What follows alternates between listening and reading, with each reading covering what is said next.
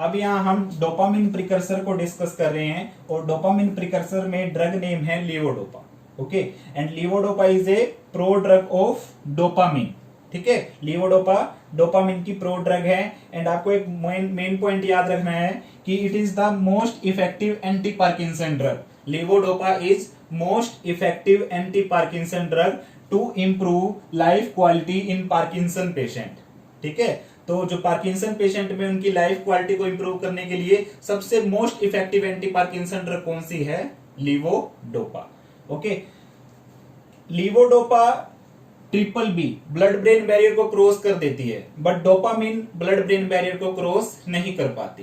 तो रीजन क्या होता है? तो मोस्टली स्टूडेंट्स यही रीजन देते हैं कि लीवोडोपा लाइपोफिलिक होती होगी, इसलिए ब्लड ब्रेन बैरियर को क्रॉस कर रही है, और डोपामिन क्या है? हाइड्रोफिलिक होगी, इसलिए वो ब्लड ब्रेन बैरियर को क्रॉस नहीं कर रही। तो ये बिल्कुल गलत रीजन है।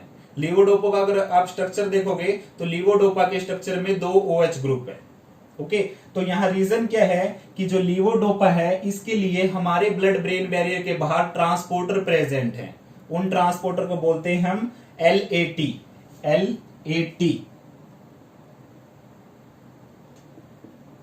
इन ट्रांसपोर्टर बोलते हैं LAT, large amino acid transporter. Okay, तो लीवोडोपा के लिए लार्ज अमीनो एसिड ट्रांसपोर्टर हैं, जिससे इन ट्रांसपोर्टर के थ्रू लीवोडोपा हमारे ब्रेन में एंटर कर पाती है, बट डोपामिन के लिए कोई भी ट्रांसपोर्टर अवेलेबल नहीं है। ठीक है, अब लीवोडोपा को जो एंजाइम मेटाबोलाइज करता है वो करता है डोपा डिकार्बोक्सिलेज।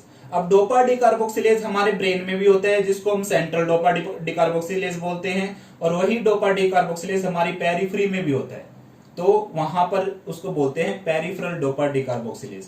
तो सपोज करो हमने किसी पेशेंट को लीवोडोपा दिया, ठीक है, लीवोडोपा की टैबलेट दी, तो क्या होगा? लीवोडोपा देते ही लीवोडोपा देंगे तो हमारा पेरिफेरल डोपा डिकार्बोक्सिलेज क्या करेगा? लीवोडोपा को डोपामिन में कन्वर्ट कर देगा।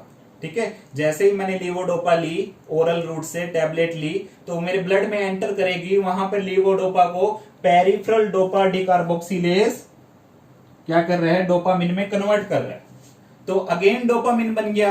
अब डोपामिन के लिए हमारे पास ट्रांसपोर्टर नहीं है, तो इस केस के अंदर हम क्या करेंगे? हम लीवोडोपा के साथ पेरिफेरल डोपा डिकार्बोक्सिलेज इनिबिटर देंगे, जिससे हमारा पेरिफेरी में डोपामिन ना बन पाए। ठीक है, तो हमेशा लीवोडोपा के साथ कॉम्बिनेशन में दी जाती है peripheral dopa decarboxylase inhibitor drug like carbidopa and benserazide. Carbidopa and benserazide ये हमेशा लीवोडोपा के साथ कॉम्बिनेशन में देते हैं। ठीक है, और एक ड्रग इंटरेक्शन है लीवोडोपा और विटामिन B6 पायरिडोक्सिन का। क्या करता है? पायरिडोक्सिन विटामिन B6 क्या करता है? एनहांस कर देता है लीवोडोपा के मेटाबॉलिज्म को, जो कि पेरिफेरल डोपा डिकार्बोक्सिलेज कर रहा था। ठीक है, विटामिन B6 क्या करता है? जो डोपा डिकार्बोक्सिलेज पेरिफेरल डोपा डिकार्बोक्सिलेज से जो मेटाबॉलिज्म हो रहा था उसको एनहांस कर देता है। तो विटामिन B6 लीवोडोपा के इफेक्ट को डिक्रीज कर देता है। ठीक है, विटामिन B6 लीवोडोपा के इफेक्ट को डिक्रीज कर देता है। ठीक है, इससे लेस लीवोडोपा अवेलेबल होगा हमारी बॉडी में यूज के लिए, इसलिए विटामिन B6 जो मल्टी विटामिन टैबलेट आती है, विटामिन B6 मेनली हम उसमें लीवोडोपा के साथ नहीं देंगे। विटामिन B6 को बोलते हैं पायरिडोक्सिन, याद रखना आपको। ठीक है, अच्छा, लीवोडोपा पार्किंसन में यूज हो रहा है, बट उसके ऑफ लेवल यूज भी है। ऑफ लेवल यूज में है restless leg syndrome. Restless leg syndrome के लिए ड्रग ऑफ चॉइस कौन सी है, ये मैं आगे वीडियो में आपके साथ शेयर करूंगा। और periodic lymph movement in sleep, PLMS, periodic lymph movement in sleep, इसके लिए भी लीवोडोपा यूज हो सकती है। तो आपसे क्वेश्चन पूछ सकते हैं कि किस कंडीशन में लीवोडोपा यूज नहीं होंगी, तो उसमें ऑप्शन होगा Parkinson, restless leg syndrome, periodic lymph movement in sleep, PLMS, और एक और होगा जो अदर ऑप्शन, जो सबसे लास्ट वाला ऑप्शन होगा वहां पर यूज नहीं होगी अगर ये तीनों ऑप्शन में है तो। ओके, अच्छा, अब एक क्वेश्चन आता है कि अगर हम लीवोडोपा के साथ कार्बिडोपा या बेंसराजाइड इनमें से एक ड्रग अगर कॉम्बिनेशन में नहीं दे रहे हैं तो क्या होगा? तो मैंने बताया कि अगर हम कॉम्बिनेशन में नहीं देंगे कार्बिडोपा के साथ, तो पेरिफेरल डोपा डिकार्बोक्सिलेज लीवोडोपा को ब्लड में किस में कन्वर्ट कर देगा? डोपामिन में। इसलिए डोपामिन का लेवल ब्लड में क्या हो जाएगा? इंक्रीज। ओके। और डोपामिन याद रखना, डोपामिन 3 रिसेप्टर पे मेनली एक्ट करता है। अपने डोपामिनर्जिक रिसेप्टर पे तो एक्ट करेगा D1 पे भी, और बीटा 1 पे और अल्फा 1 पे। तो D1 कहां होता है? Renal blood vessel. तो रीनल ब्लड वेसल क्या होंगी? Dilate. Renal blood vessel dilate होंगी, ठीक है। बीटा 1 हार्ट पे होता है तो टैकीकार्डिया होगा, कंडक्शन इंक्रीज होगा हार्ट का, और हार्ट की कॉन्ट्रैक्टिलिटी इंक्रीज होगी। और अल्फा 1 ब्लड वेसल्स पे होता है, ब्लड वेसल कॉन्स्ट्रिक्ट करेगी, बीपी इंक्रीज होगा। तो इनको बोलते हैं peripheral side effect of dopamine. तो ये peripheral side effect of dopamine कब आ रहे हैं? जब हम ओनली लीवोडोपा यूज कर रहे हैं, कॉम्बिनेशन में कार्बिडोपा नहीं दे रहे हैं। तो कार्बिडोपा का क्या यूज हुआ? Carbidopa reduce peripheral side effect of dopamine. तो एक पॉइंट याद रख लोगे आप कि कार्बिडोपा जो कि पेरिफेरल डोपा डिकार्बोक्सिलेज इनहिबिटर है, carbidopa and benserazide reduce peripheral side effect of dopamine. Okay.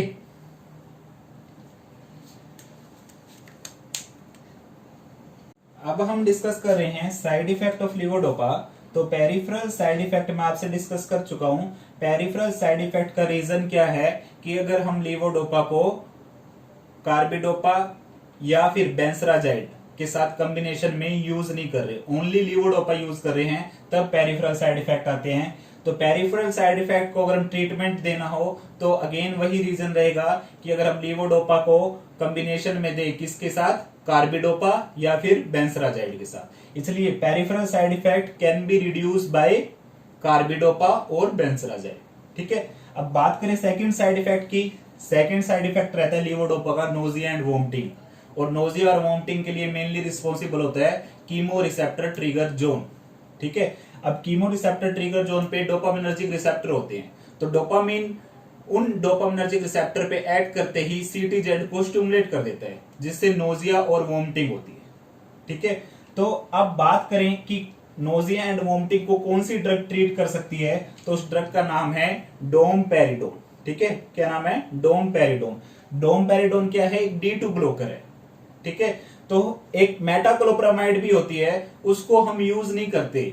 किसको यूज कर रहे हैं? डोमपेरिडोन को। डोमपेरिडोन एंड मेटाक्लोप्रामाइड दोनों क्या है? D2 blocker. तो metoclopramide can not be used. क्यों? क्योंकि मेटाक्लोप्रामाइड हमारे ब्लड ब्रेन बैरियर को क्रॉस करके हमारे उन D2 रिसेप्टर को भी ब्लॉक कर देगी, जिससे हमको लीवोडोपा से एक्शन लेना है, ठीक है। इसलिए हम वो D2 रिसेप्टर ब्लॉक नहीं करवाना चाहेंगे जिसके थ्रू लीवोडोपा अपना एक्शन शो करेगी। तो हम ऐसी ड्रग यूज करेंगे जो हमारे ब्लड ब्रेन बैरियर को क्रॉस ना कर पाए। तो उसमें हमारी ड्रग आती है डोमपेरिडोन। डोमपेरिडोन यूज कर रहे हैं नोजिया एंड वोमिटिंग को ट्रीट करने के लिए, क्योंकि ये ब्लड ब्रेन बैरियर को क्रॉस नहीं कर पाएगी, जिससे ये लीवोडोपा की एफिकेसी के साथ कोई इंटरफेरेंस नहीं करेगी, ठीक है। बट मेटाक्लोप्रामाइड हमारी लीवोडोपा की एफिकेसी के साथ इंटरफेरेंस कॉज कर सकती है, इसलिए हम मेटाक्लोप्रामाइड को यहां पर यूज नहीं कर रहे। Okay, clear. अब नेक्स्ट थर्ड साइड इफेक्ट है, अगर हम हाई डोज दे रहे हैं लीवोडोपा की, तो उससे क्या होगा? डोपामिन का लेवल ब्रेन में बहुत ज्यादा हो जाएगा, जिससे क्या होगा? Dyskinesia of limb, trunk and tongue. Dyskinesia होगी किसका? लिम्ब का, ट्रंक का और टंग का। तो this dyskinesia is treated by amantadine drug. याद रखना, अमेंटाडिन जो कि अगेन एंटी पार्किंसन ड्रग है, उसको अप्रूव किया गया है किसके लिए? लीवोडोपा इंड्यूस्ड डिस्काइनेसिया के लिए। और लीवेटायरासिटम, ठीक है, जो कि एंटी एपिलेप्टिक ड्रग है, आगे हम डिस्कस करेंगे। तो वहां पर भी ये ड्रग यूज होती है, लीवेटायरासिटम, लीवोडोपा इंड्यूस्ड डिस्काइनेसिया को ट्रीट करने के लिए। अब बात करें नेक्स्ट साइड इफेक्ट की। लीवोडोपा एल्डर्स के अंदर क्या कॉज करती है? हेलुसिनेशन, स्लीप डिस्टर्बेंस, साइकोसिस। तो लीवोडोपा इंड्यूस्ड साइकोसिस को ट्रीट करती है ड्रग हमारी क्लोजापाइन, एंटीसाइकोटिक एंड क्वेटियापाइन, ठीक है। क्लोजापाइन एंड क्वेटियापाइन क्या करेगी? लीवोडोपा इंड्यूस्ड साइकोसिस को क्या करेगी? ट्रीट करेगी। अब फिफ्थ साइड इफेक्ट क्या है? Levodopa can result into mydriasis. Mydriasis क्या होगा? प्यूपिल डायलेट होंगे। तो लीवोडोपा से प्यूपिल डायलेट भी हो सकते हैं, इसलिए levodopa is contraindicated in angle closure glaucoma, क्योंकि ग्लूकोमा में हम क्या चाहते हैं? मायोसिस हो, बट यहां लीवोडोपा क्या करवाती है? मिड्रियासिस। इसलिए ग्लूकोमा में लीवोडोपा कॉन्ट्रा इंडिकेटेड है। ओके, अब नेक्स्ट है कि एब्रप्ट विड्रॉल ऑफ लीवोडोपा में प्रेसिपिटेट न्यूरोलेप्टिक मैलिग्नेंट सिंड्रोम, ठीक है। इस न्यूरोलेप्टिक मैलिग्नेंट सिंड्रोम को हम एंटीसाइकोटिक ड्रग में भी डिस्कस करेंगे। एंटीसाइकोटिक का जो एक्स्ट्रा पिरामिडल सिम्टम होता है वो एक उनमें से एक है न्यूरोलेप्टिक मैलिग्नेंट सिंड्रोम। बट अगर हम लीवोडोपा को एकदम अचानक से विड्रॉ कर रहे हैं, पेशेंट दवाई लेना बंद कर देता है, तो उससे क्या हो सकता है, न्यूरोलेप्टिक मैलिग्नेंट सिंड्रोम। अब नेक्स्ट है कि कुछ पेशेंट में हमको लीवोडोपा केयरफुली देनी होती है। कौन कौन से, जिनको एक्टिव पेप्टिक अल्सर हैं, क्योंकि levodopa can result into increase risk of bleeding. ठीक है, तो एक्टिव पेप्टिक अल्सर और second malignant melanoma. Malignant melanoma में बॉडी के अंदर पहले से ही मेलानिन ज्यादा है और levodopa is precursor of melanin also. Levodopa is precursor of melanin and dopamine. तो यहां पर लीवोडोपा मेलानिन ज्यादा कन्वर्ट करेगी, तो इसलिए इन पेशेंट में मैलिग्नेंट मेलानोमा में हम केयरफुली लीवोडोपा को देते हैं। ओके, अब मैं आपके साथ लीवोडोपा का आखिरी एडवर्स इफेक्ट डिस्कस कर रहा हूं, जो कि मेन एडवर्स इफेक्ट है कि levodopa on off phenomena show करती है। इस ऑन ऑफ फिनोमेना को वीरिंग ऑफ इफेक्ट भी बोलते हैं, वीरिंग ऑफ इफेक्ट। ठीक है, अब मैं आपको एक एग्जांपल के साथ एक्सप्लेन करता हूं। सपोज पार्किंसन का पेशेंट है, patient with Parkinson and he is taking levodopa 50 mg dose. ठीक है, लीवोडोपा की 50 mg डोज वो ले रहा है, और ये लीवोडोपा जो वो 50 mg ले रहा है कितने टाइम तक इफेक्टिव रह रही है, 6 आवर्स तक। ठीक है, जो उसने लीवोडोपा 50 mg ले रहा है वो 6 आवर्स तक इफेक्टिव रह रही है। ठीक है, अगर मैं हाइपोथेटिकली बात करूं, सपोज जब उसने 50 mg लीवोडोपा स्टार्ट की, उस टाइम उसके बॉडी में, उसके ब्रेन में टोटल डोपामिनर्जिक न्यूरॉन है 100।